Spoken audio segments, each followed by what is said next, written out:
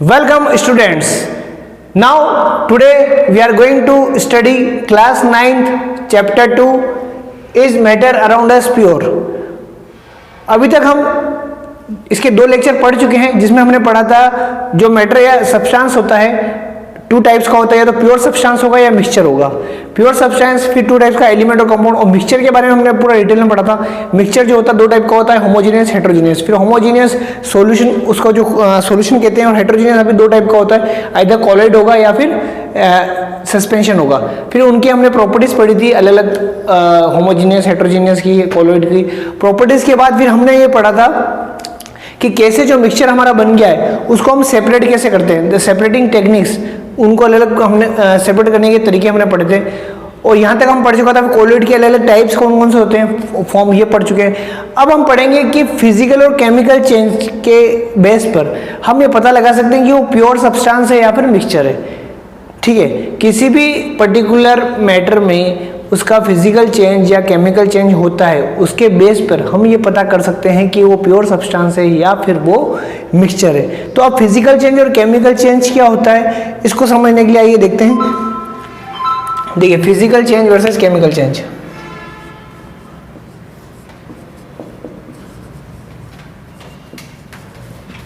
Physical change and chemical change in any substance.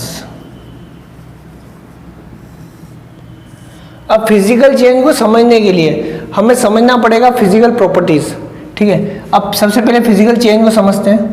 Physical change को समझने के लिए मैं समझता हूँ फिजिकल प्रॉपर्टीज क्या क्या होती है किसी भी मैटर की, जो भी हमने प्रीवियस चैप्टर में पढ़ा था फिजिकल प्रॉपर्टीज के बारे में. देखिए, रिजिडिटी एक फिजिकल प्रॉपर्टी है. Rigidity, it's a tendency to maintain its own position of the matter. It's called rigidity. Second, density, ये एक फिजिकल प्रॉपर्टी है. और क्या हो सकता है, फ्लूइडिटी और melting point, then boiling point.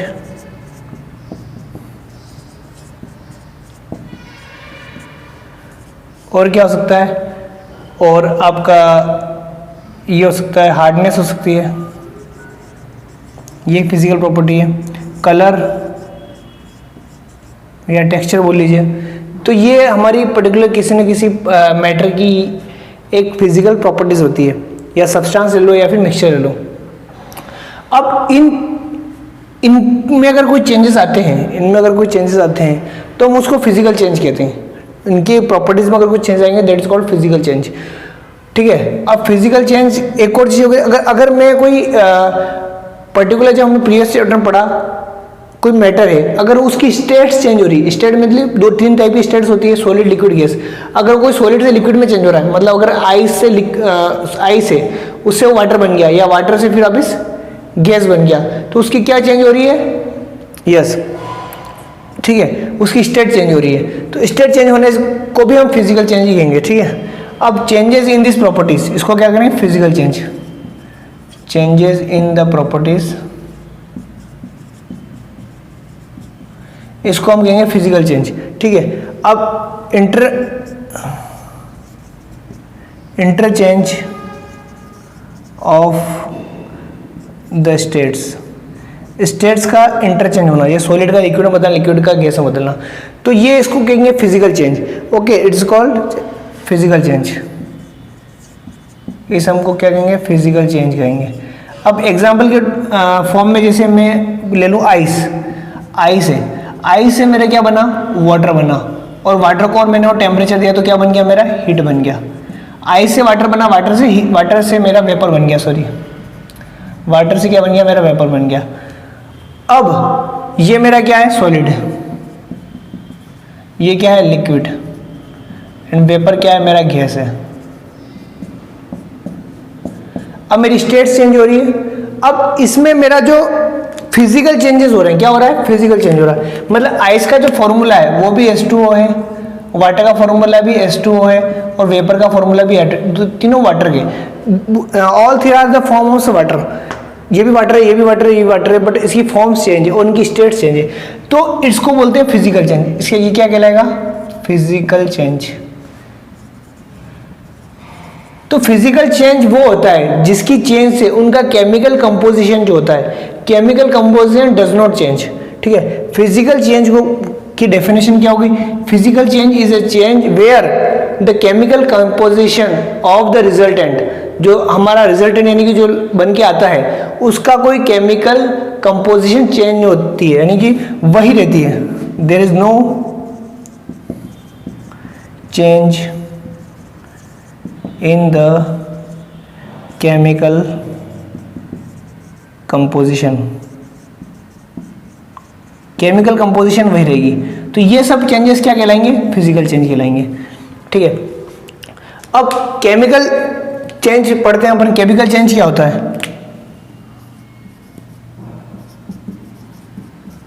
Chemical changes.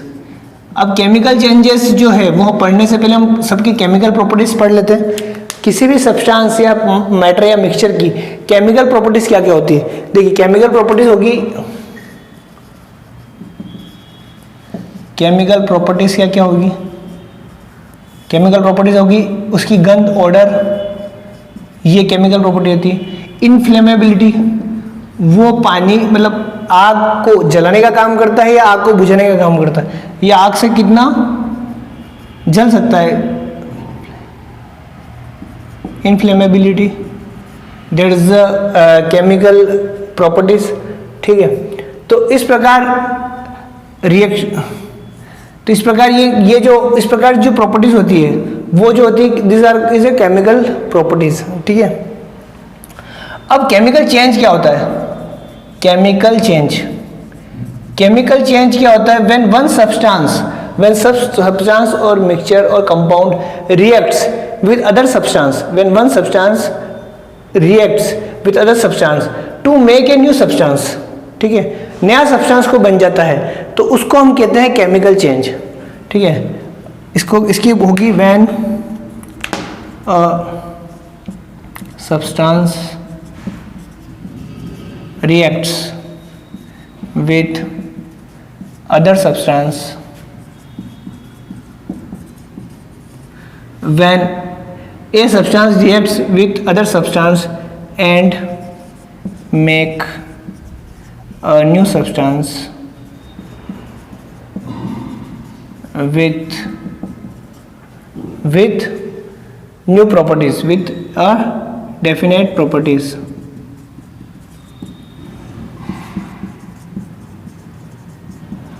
उसको हम कहेंगे ये केमिकल चेंज हुआ। जैसे अब हाइड्रोजन और ऑक्सीजन मिलके वाटर बनता है, तो ये इसमें कोई केमिकल रिएक्शन है। ठीक है, तो केमिकल चेंज हुआ। अब बर्निंग ऑफ है वुड, लकड़ी को जलाएं हम, बर्निंग ऑफ वुड, अगर हम मैं लकड़ी को जला लूँ, ठीक है, इससे क्या बनेगा? मेरा कोयला बनेगा, कोल बनेगा। तो उसकी जो सब्सटेंस है जलने के बाद वो रिएक्शन हुआ, किससे रिएक्शन हुआ? उसने ऑक्सीजन से रिएक्ट किया और फायर से रिएक्ट करके एक नया सब्सटेंस बन गया, कोल, कार्बन बन गया। तो क्या बना? मेरा कार्बन बन गया। ठीक, और कुछ प्लस गैसेस निकली मेरी। तो ये जो मेरा that is called, it is a chemical reaction. तो केमिकल चेंज को ही हम केमिकल रिएक्शन कहते हैं। ठीक है, the change of in the chemical composition. तो जो नया कंपाउंड मेरा बना है या नया मेरा सब्सटेंस बना है, उसकी प्रॉपर्टीज, केमिकल प्रॉपर्टी और केमिकल कंपोजिशन इंटायरली डिफरेंट हो गया। तो जहां पर जो नया प्रोडक्ट बनता है उसका अगर केमिकल कंपोजिशन पूरा नया बन जाता है, उसको मैं केमिकली लिख सकता हूं, इसको कहते हैं केमिकल चेंज, और उस केमिकल चेंज को बोलते हैं केमिकल रिएक्शन। ठीक है, and this chemical change is called chemical reaction.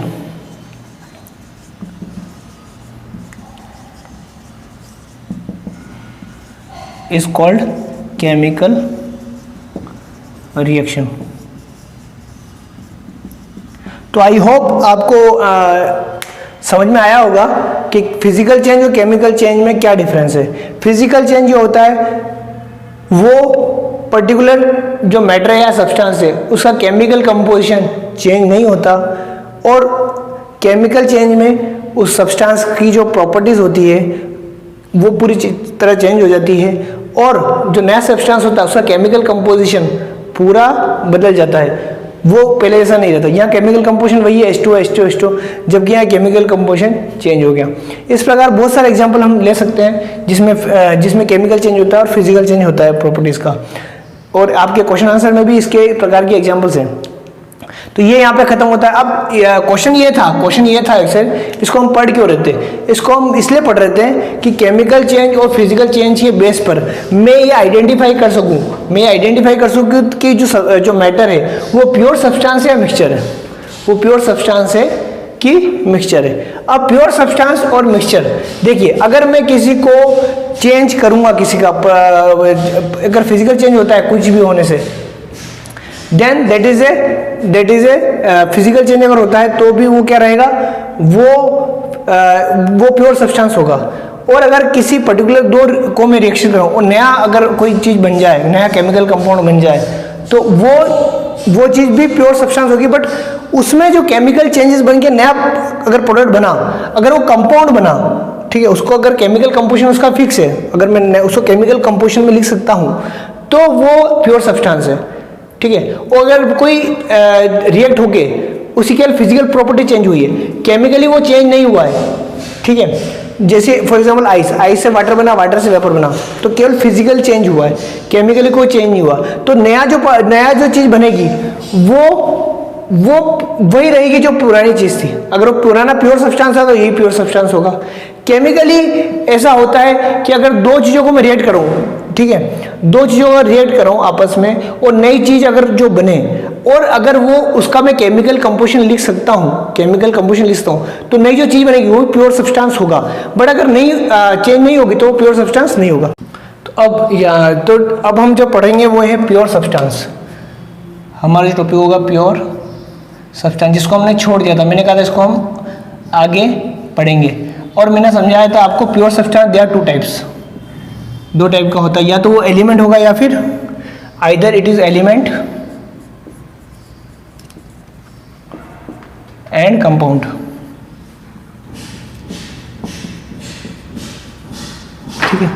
अब एलिमेंट क्या होता है, एलिमेंट वो सब्सटेंस होते हैं, वो प्योर सब्सटेंस होते हैं जिनको हम फर्दर स्प्लिट नहीं कर सकते, ठीक है। अब इसकी definition, those pure substance which cannot be split into simpler substance,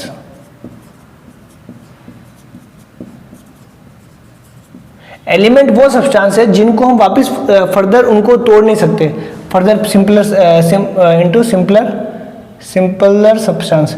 जैसे एग्जांपल, जैसे मेरा हाइड्रोजन, ऑक्सीजन, ठीक है, और क्या हो सकता है मेरा, गोल्ड, सिल्वर, ठीक है, कॉपर, ये सब मेरे क्या हैं, ऑल आर एलिमेंट्स। अब इनको मैं अगर ब्रेक करना चाहूँ, मतलब तोड़ना चाहूँ, तो अब मैं फर्दर नहीं तोड़ सकता। हाइड्रोजन तो हाइड्रोजन ही रहेगा, गोल्ड को मैं तोड़ गया उससे एक ही पार्टिकल जो होगा गोल्ड ही होगा, गोल्ड का फर्दर मैं उसको स्प्लिट नहीं कर सकता, उसके पर्टिकुलर पार्टिकल्स को। तो ये सब क्या कहलाते हैं, एलिमेंट्स कहलाते हैं, ठीक है। इनको मैं क्या बोलता हूँ, एलिमेंट।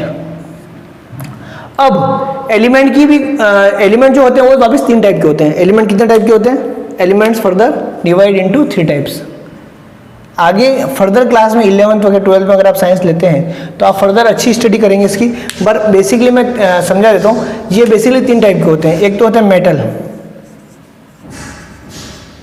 ठीक है, एक होते हैं मेटल, एक होते हैं नॉन मेटल, ठीक है, मेटल, एक होंगे नॉन मेटल, और एक होते हैं मेटलॉइड्स। मेटल जो एलिमेंट होंगे उनकी कुछ प्रॉपर्टीज होती है। क्या प्रॉपर्टीज होती है, देखिए, वो लस्टर्स होते हैं। लस्टर का मतलब होता है शाइन, लस्टर का मतलब शाइन यानी चमकना। वो ये जो एलिमेंट्स होंगे चमकीले होते हैं, ठीक है। इनका जो कलर होता है, ठीक है, वो silver grey, generally silver grey colour होगा, या फिर येलो या येलोइश गोल्डन येलो या फिर गोल्डन येलो कलर होगा। ये क्या पढ़ रहे हैं हम? कलर। ठीक है, ये कलर के बारे में, गोल्डन येलो कलर। ठीक है, और क्या इनकी खूबी होती है? ये मेलिएबल होते हैं। क्या होते हैं? मेलिएबल। अब मेलिएबल क्या होता है? मेलिएबल के मतलब अगर मैं इनको अगर मैं P2 को मतलब अगर इनको ऊपर मैं हैमरिंग करूं किसी पर्टिकुलर एलिमेंट के ऊपर, अगर मेटल है तो हैमरिंग करूंगा तो वो टूटेगा नहीं, ब्रेक नहीं होगा। मेलिएबल का मतलब वो एक थिन शीट के रूप में कन्वर्ट हो जाएगा, वो एक शीट बन जाएगी उसकी। ठीक है, अगर मैं इसको हैमरिंग करता हूं तो इसमें ये प्रॉपर्टी होती है कि इसमें ये इसकी प्रॉपर्टी होती है कि मेलिएबल होता है। दूसरा डक्टाइल होता है। अब डक्टाइल ये क्या, कौन सी प्रॉपर्टी है? अब डक्टाइल जो होता है ये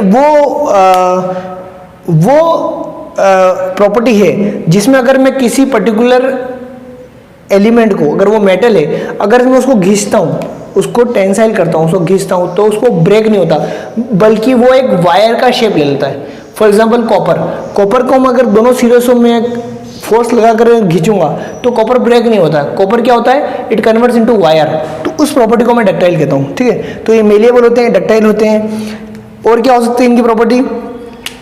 ये सोनोरियस होते हैं। सोनोरियस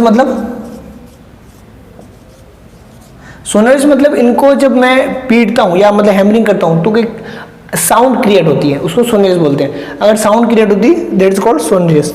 तो ये कुछ प्रॉपर्टीज है मेरी जो मेटल्स में होती है। हम क्या पढ़ रहे हैं? एलिमेंट में 3 टाइप के होते हैं, मेटल, नॉन मेटल। और तो हम मेटल पढ़ते हैं, वो है मेटल जो एलिमेंट है उनकी क्या क्या प्रॉपर्टीज होती है। अब नॉन मेटल क्या होंगे? जिनमें ये प्रॉपर्टी नहीं होती है। ठीक है, जिनमें प्रॉपर्टी मतलब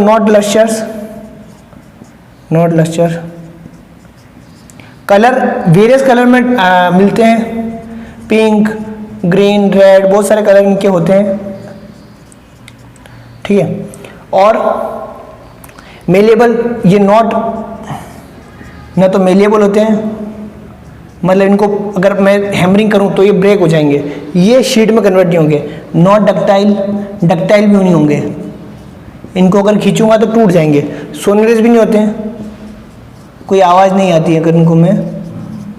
ठीक है, अब इन दोनों के एग्जाम्पल जैसे आप सर ये तो ठीक है सर आपने समझे थे, एग्जाम्पल तो दो। ठीक है, एग्जाम्पल देते हैं अब आपको। मेटल का जैसे एग्जाम्पल है, for example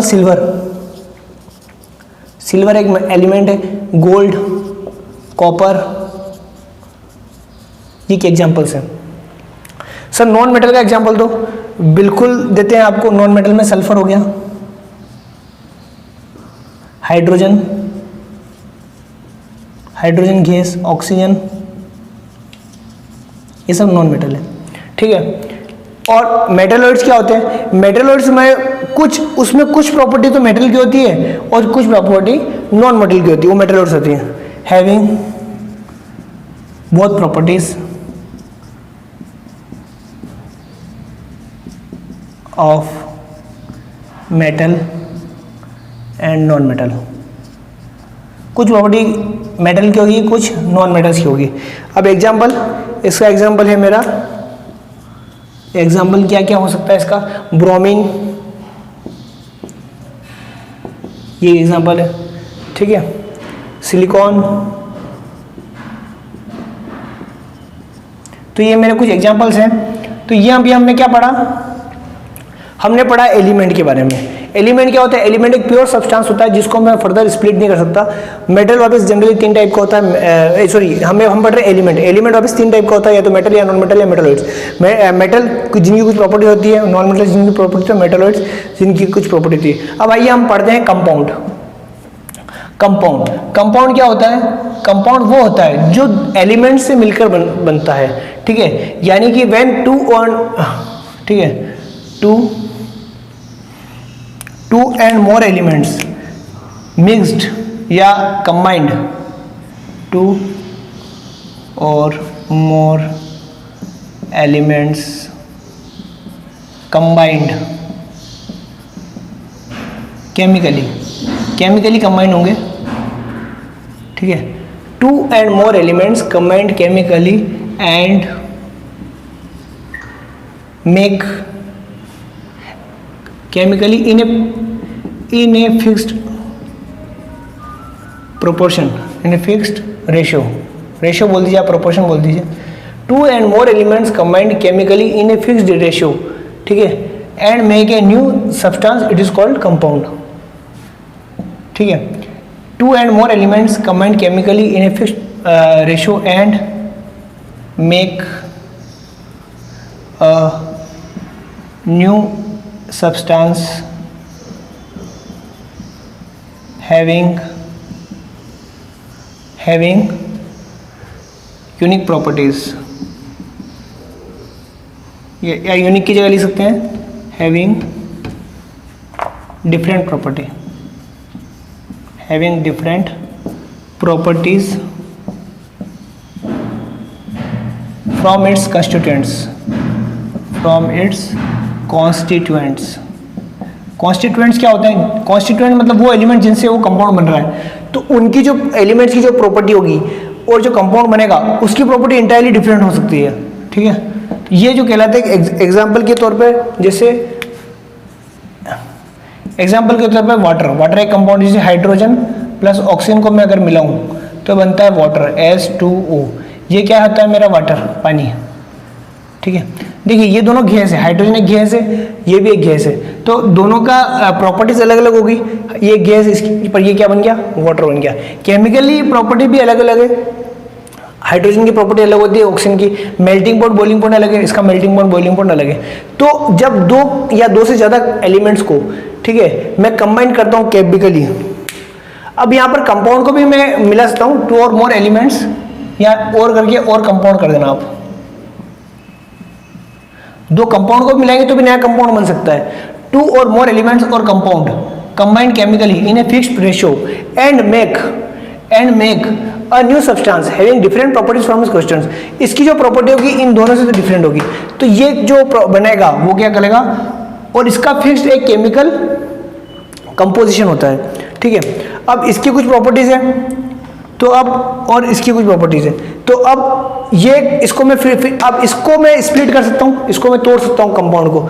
it may be split, ठीक है, या इट कन्वर्ट, या इट स्प्लिट बोल सकते हैं,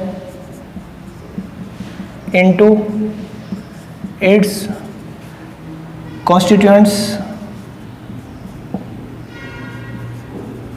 constituent elements by chemical process or electrochemical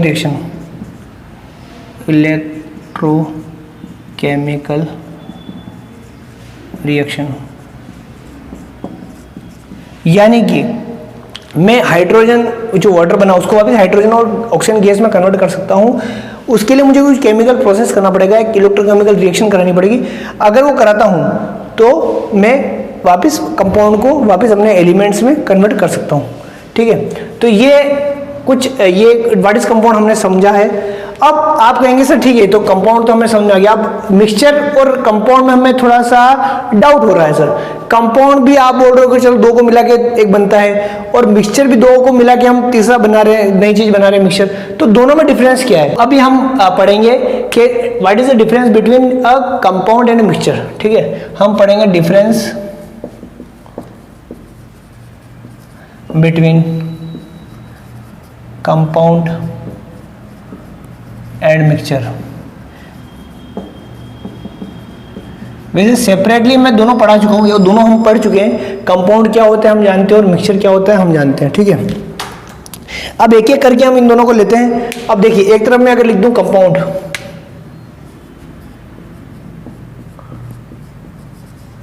और इधर लिख देता हूं मैं mixture.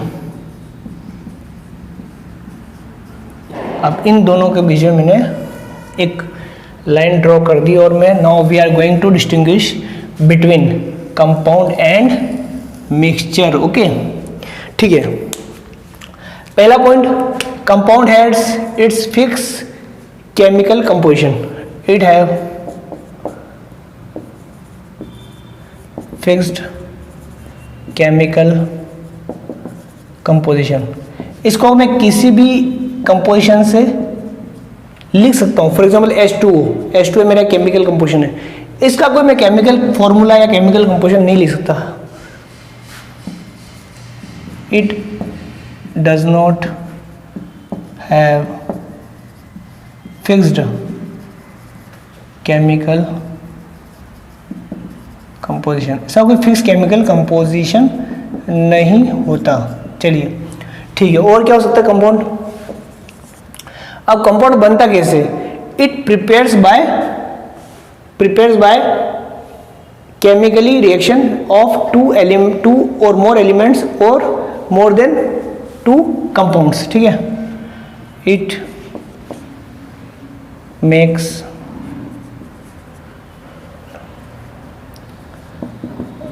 with the help of it makes by chemically reaction or chemically reaction of 2 or more elements or compounds। अब यहाँ पर क्या करेंगे? अब यहाँ पर भी हम केमिकली रिएक्ट, तो यहाँ नहीं होता, ये 1 ये 2, यहाँ केमिकल रिएक्शन होता है, बट यहाँ मिक्सिंग होता है। It makes mixture. ठीक है, it makes by mix of any two or more compound mixture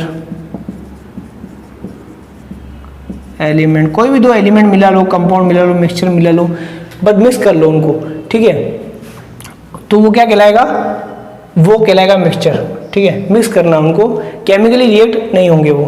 third, अब क्या हो रहा है?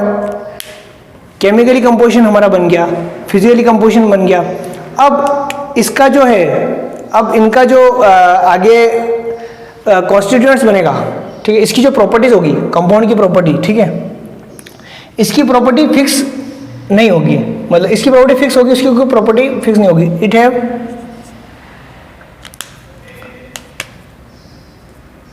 कंपाउंड हैव, ठीक है, कंपाउंड हैव डेफिनेट प्रॉपर्टीज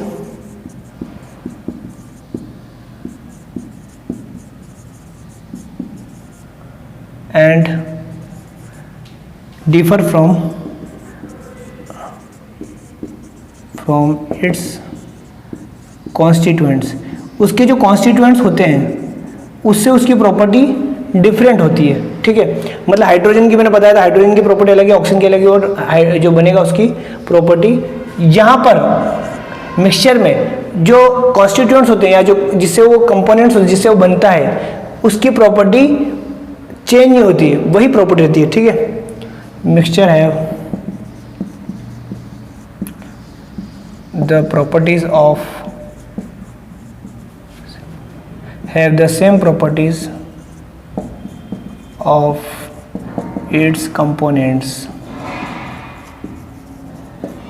मतलब उसके जो कंपोनेंट्स होंगे उससे उसकी प्रॉपर्टी सेम वही रहेगी। ठीक है, अब लास्ट जो है वो है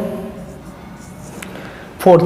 कंपाउंड को मैं सेपरेट कर सकता हूँ क्या? उसको वापस अपने एलिमेंट, कंपाउंड किससे बनता है? एलिमेंट से बनता है, एलिमेंट से मिलकर बनता है, या कंपाउंड वापस उनके कॉन्स्टिट्यूएंट्स में, कंपोजिशन में कन्वर्ट कर सकता हूँ। ठीक है, परंतु उसके लिए मुझे कोई केमिकल रिएक्शन करानी पड़ेगी या कोई इलेक्ट्रोकेमिकल प्रोसेस करना पड़ेगा, तब बनेगा। तो इट कैन बी, ठीक है, it can be split, it can be split, और ठीक है, it can be split into its component by chemical process और केमिकल और इलेक्ट्रोकेमिकल रिएक्शन।